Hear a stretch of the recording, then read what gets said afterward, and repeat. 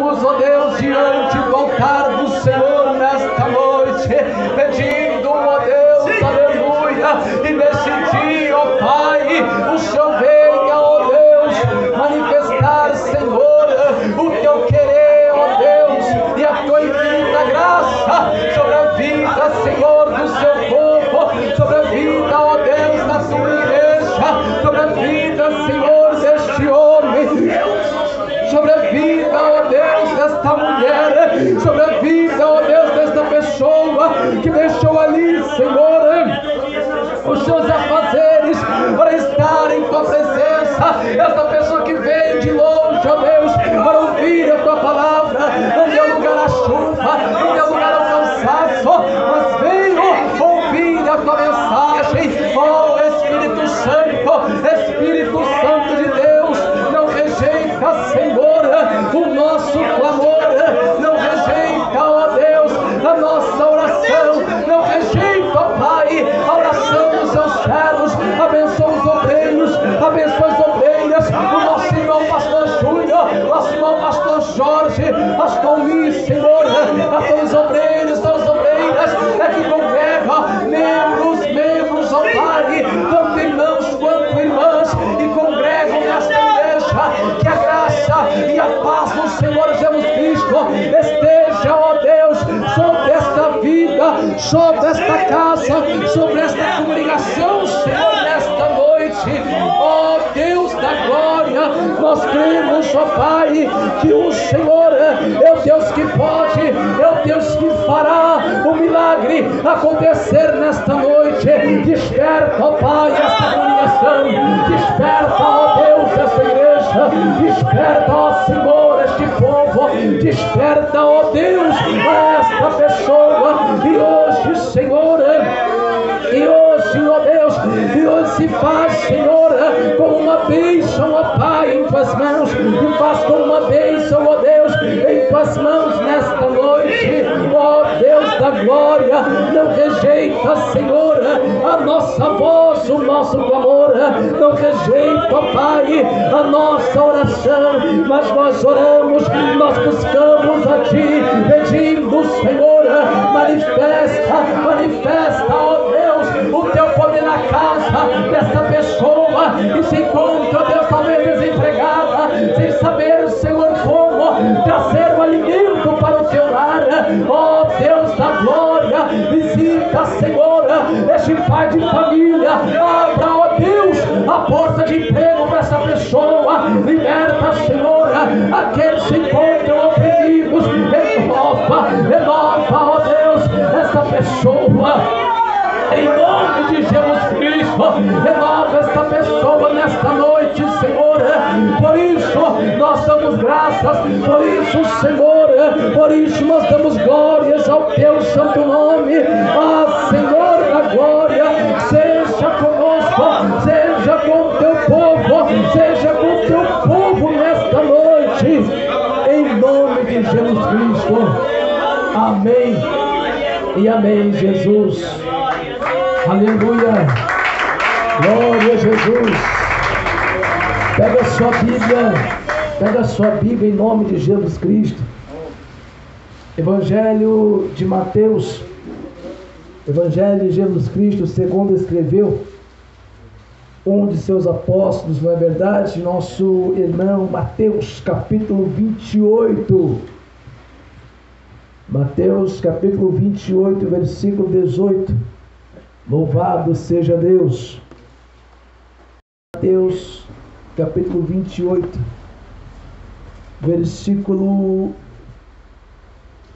glórias a Deus, versículo 18, todos encontraram? Amém. Em nome de Jesus, diz assim a Bíblia Sagrada: e chegando-se Jesus, falou-lhes dizendo: é-me dado todo o poder no céu e na terra. Portanto, ide, ensinai todas as nações, batizando-as em nome do Pai, e do Filho e do Espírito Santo, ensinando-as a guardar todas as coisas que eu vos tenho mandado. E eis que estou convosco todos os dias, até a consumação dos séculos. Amém. Senta por um instante. Glórias a Deus. Deus ocupa as mãos e glorifica esse Jesus. Glórias a Deus. Vamos entender. Nós descobrimos que fomos chamados por Deus. Nós somos chamados pelo Senhor para fazer a sua obra. E uma vez que fomos chamados para fazer a obra que não é nossa, que é de Deus, nos cabe dar o nosso melhor, dar com todas as nossas forças a nossa vida pela obra. E quando falamos de obra de Deus, as pessoas elas se resumem à placa, se resumem ao altar, se resume à coluna ou às 4 paredes da igreja. A obra de Deus ela começa no nosso lar. Quando a irmã, por exemplo, ela está ali passando a sua roupa para vir para a igreja, ela está fazendo a obra de Deus.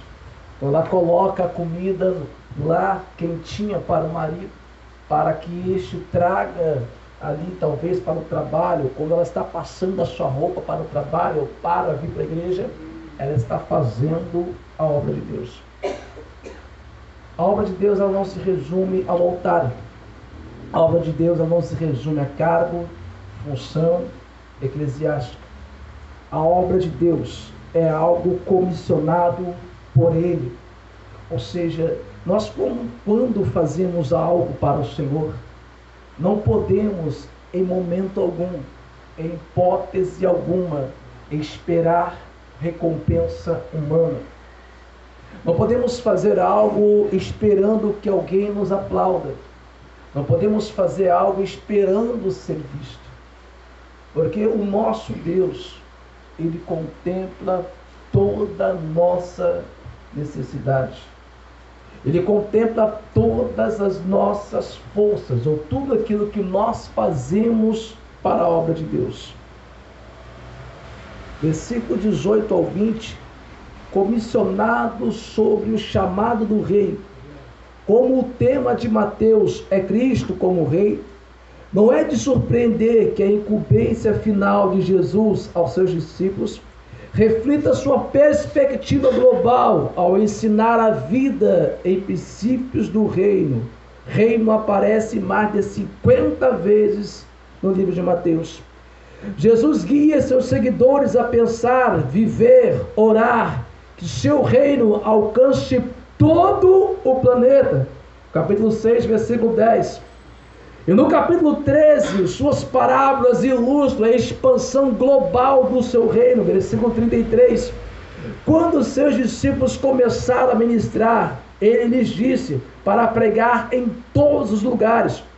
O reino de Deus está chegando, a pregar em todos os lugares, ensinando a nação, dizendo que o reino de Deus está chegando. Depois, antes de sua ascensão, ou seja, depois de Jesus subir aos céus, o rei, a grande comissão, esta incumbência máxima de ir a todas as nações, ordenava que o ensinamento, a pregação, procurassem trazer todas as nações ao seu reino. Profeticamente, ele prevê que o fim somente chegará quando este evangelho do reino fosse pregado em todo o mundo. Mateus capítulo 24, versículo 14. Nações significa grupo de pessoas. E hoje existem cerca de 22 mil grupos de pessoas diferentes no mundo. Etnias diferentes, modo de falar diferente, religiões diferentes, dialeto, idioma e assim por diante. As pessoas às vezes querem fazer o ID do Senhor, mas o ID que na visão desta pessoa, ela para ser reconhecida, ela tem que sair do seu estado, sair do seu país, ir para Oceania, África, Ásia e assim por diante. Sendo que talvez o vizinho dela, a sua família, não reconhece como servo de Deus. É como aquele pregador que prega bem, canta bem, louva bem, mas congrega onde? Quem é o seu pastor? A quem você deve obediência? Mas eu fui chamado por Cristo. Você tem que ter um lugar para congregar. Aleluia. Porque se a pessoa não tem lugar para congregar, ela passa simplesmente a querer ser o que? Dona de algo, dona da verdade. A não ser se esta estiver dirigindo, e mesmo assim, por exemplo, vamos dar um exemplo pessoal, cerca de 6, 7 vezes na semana pregando nas igrejas, mas tem um dia que eu paro para ouvir. Tem um dia que eu preciso parar para ouvir, porque o homem falha, homens erram, homens pecam, homens decepcionam. Por isso eu preciso ouvir a mensagem do Senhor e confrontar com o que está ali ensinando na Bíblia Sagrada. A doutrina que é pregada, a doutrina que é ensinada do nosso ministério. Não adianta alguém dizer que mudou, não adianta alguém torcer para que venha cair por terra, mas a doutrina, ela continua a mesma. Os dogmas, a doutrina da igreja, ela continua a mesma. Houve esta semana um debate, uma guerra, uma briga, e por mais que me chame a atenção, irmãos, e por mais que pareça algo absurdo, os próprios obreiros e obreiras da nossa igreja, do nosso ministério, têm o prazer de compartilhar a seguinte frase: a Bíblia precisa ser atualizada. Ouve essa frase aí. Houve essa frase esta semana dizendo que a Bíblia precisa ser atualizada, sendo que a Bíblia, ela não depende, ou seja, a palavra de Deus, ela não depende do homem, somos nós que somos dependentes. Porque se o homem tentar imputar à Bíblia Sagrada as suas necessidades, aquilo que ele pensa, aquilo que ele acha, ele vai deturbar a palavra de Deus. Na Bíblia não existem erros, não existem contradições. O homem que se preza, a mulher de Deus que se preza, quando tentar confrontar a Bíblia, ela olhará ao espelho e verá o próprio erro na sua vida. Menos na Bíblia Sagrada. A palavra de Deus é fiel. A palavra de Deus permanece. Passarão os céus e a terra, mas as minhas palavras não hão de passar. O que era pecado, o que era errado há 10, 20, 30, 2 mil anos atrás, continua sendo pecado nos dias de hoje. Aleluia! Mas pastor, tem que atualizar, porque senão a igreja, ela não consegue se manter. Tem que atualizar, pastor, a Bíblia Sagrada precisa se atualizar para atrair as nações. Para atrair as nações, pastor. Só que você olha para a Bíblia e você vê Jesus ensinando, olha, versículo 20, ensinando a guardar todas as coisas que eu vos tenho mandado. Eu vou ensinar o que está lá. Eu não venho para a igreja, eu não venho para o altar com aquilo que eu penso, com aquilo que eu acho que é o correto. Eu ensino o que está lá. Eu não posso tentar imputar à igreja aquilo que eu penso, a minha ideologia, como muitas pessoas estão fazendo aí fora, para poder satisfazer alguns grupos de pessoas. Estão mudando, estão tentando mudar as doutrinas, tentando mudar regulamentos, dogmas da igreja. É um exemplo. Nós fazemos parte de uma empresa, em agosto eu faço, ou seja, já fiz, né? Não, isso, 18 anos. Dia 27 de agosto eu fiz 18 anos na mesma empresa. 18. Só que toda empresa tem um regulamento, ela tem uma norma. Ou seja, a pessoa que entra numa empresa, ela não pode tentar imputar aquilo que ele pensa, aquilo que ele acha. A empresa tem cerca de 1.100 funcionários, por exemplo. Imagine se cada pessoa dos 1.100 tentar imputar a uma empresa, a uma instituição, aquilo que ele pensa. Como é que fica, irmão Júlio? Funciona da mesma forma com a igreja. A partir do momento em que a igreja depender do mundo para se manter com as suas portas abertas, perdeu o seu significado. deixou de ser igreja. O jovem chegou para mim e disse assim: pastor, eu queria saber do irmão o que o irmão acha desta frase, Night Gospel, que vai ter, pastor, esta semana é uma Night Gospel lá na minha igreja. Não, pastor, tu vai ficar todo mundo lá, orando, buscando.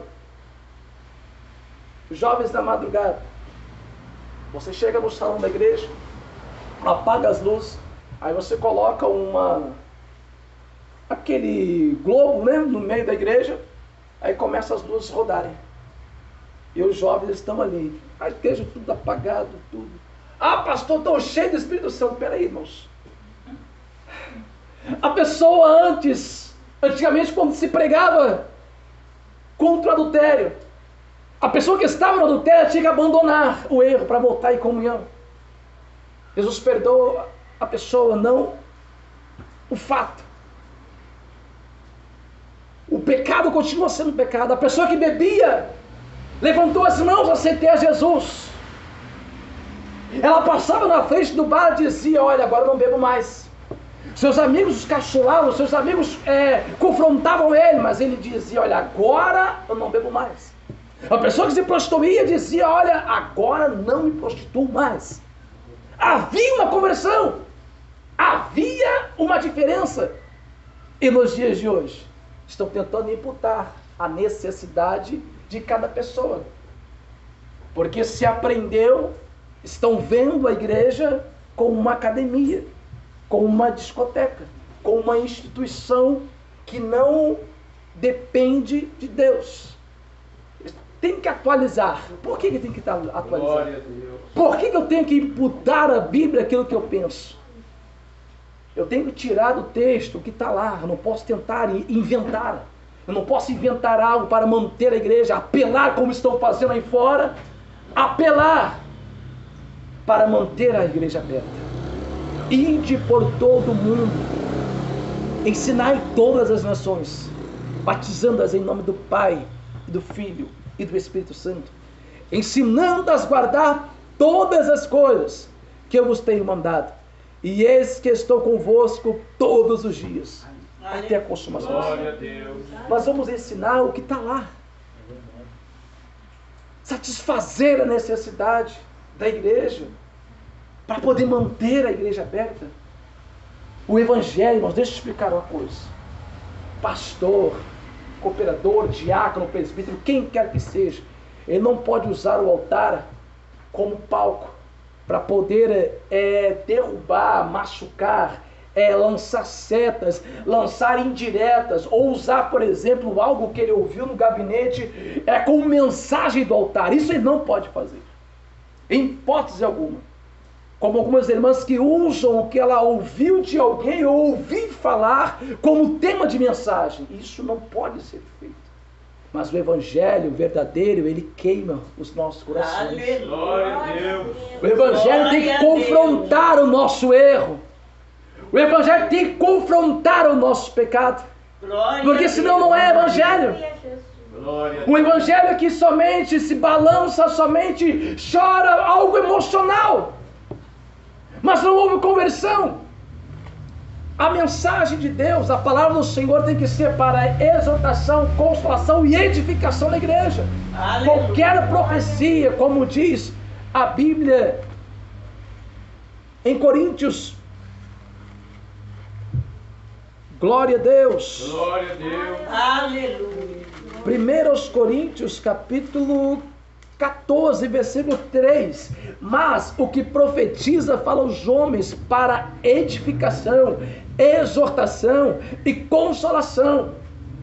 Mas hoje o que mais se fala na igreja, eu estou falando da nossa casa, não estou falando de A ou B. O que mais se fala na igreja é algo para satisfazer o povo, apelando de maneira a manter aquela igreja aberta. Edificação, exortação e consolação. Aleluia. Quer pregar? Vai para a Bíblia. Vamos para a Bíblia Sagrada. Porque, irmãos, se a pessoa ouve o evangelho, ouve a mensagem, a pessoa continua no adultério, continua na fornicação, continua na bebedeira, continua se drogando, continua fumando, não houve conversão. Não adianta. Não adianta satisfazer o povo para... não, fulano é uma bênção. Fulano é uma bênção, ele é uma bênção, ele paga o aluguel da igreja. Ela não, pastor, não pode pregar contra porque ela paga ali o aluguel. Ela comprou isso, comprou aquilo, comprou a luz, comprou o ventilador. E dali que comprou isso e comprou aquilo. O evangelho tem que confrontar o nosso erro. O evangelho tem que confrontar o nosso pecado. Glória a Deus. Porque a partir do momento, irmãos, que a pessoa pecar, ela ficar feliz da vida. A partir do momento em que você pecar, você fizer algo de errado, contrário à sua família, contrário à obra de Deus, contra o próprio Deus, e tudo na sua vida estiver bem, é sinal que o Espírito Santo de Deus já te abandonou e faz tempo. Porque o que nos constrange, o que nos faz ter nojo, o que nos faz ter recusa ao erro, recusa ao pecado, é o Espírito Santo de Deus. Levanta a mão para o céu, glorifica e exalta a esse Deus nesta noite. Não deixe o Espírito Santo sair de você. Glória a Deus. Pastor, mas eu quero, sim eu quero, mas de que forma que o Espírito Santo permanece? Eu fazendo o correto na obra do Senhor, fazendo o correto na obra de Deus.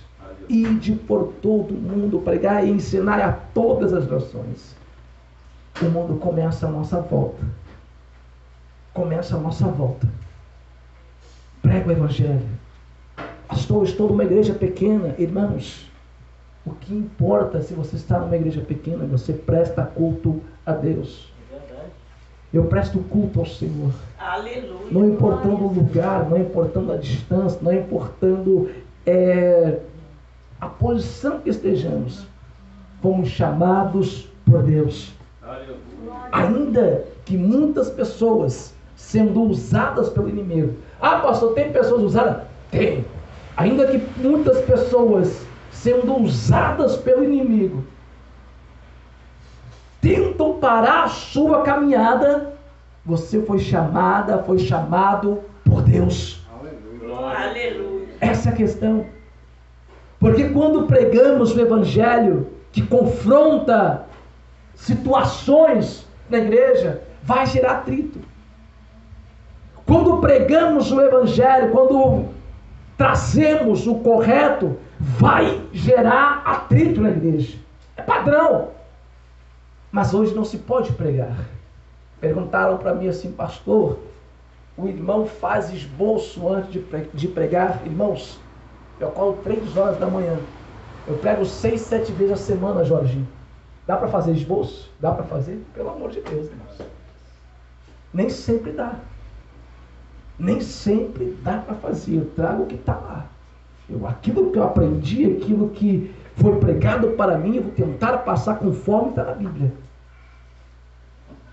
Mas não adianta eu pregar algo bonito, glória, glória, aleluia, Deus vai te dar vitória, vitória, vitória, vitória. E o povo continua do mesmo jeito. Continua sem comunhão. O obreiro não fala com o obreiro não fala com a outra. Depois vamos cantar todo mundo junto. Glória, glória, aleluia. Chegou no dia da ceia. Vem cear, o mestre chama, vem cear. E aí? Não é verdade? Até o menino viu. Comunhão não é só aperto de mão. Comunhão não é só isso. Vamos lutarmos para ver esse ministério crescer mais uma vez. Vamos lutar. A obra não é nossa, a obra é de Deus. Aleluia. E nós vamos tentar adaptar de acordo com a necessidade da obra do Senhor. Quem tem ouvidos para ouvir, ouça o que o Espírito de Deus diz às igrejas. Aplauda Jesus, glorifica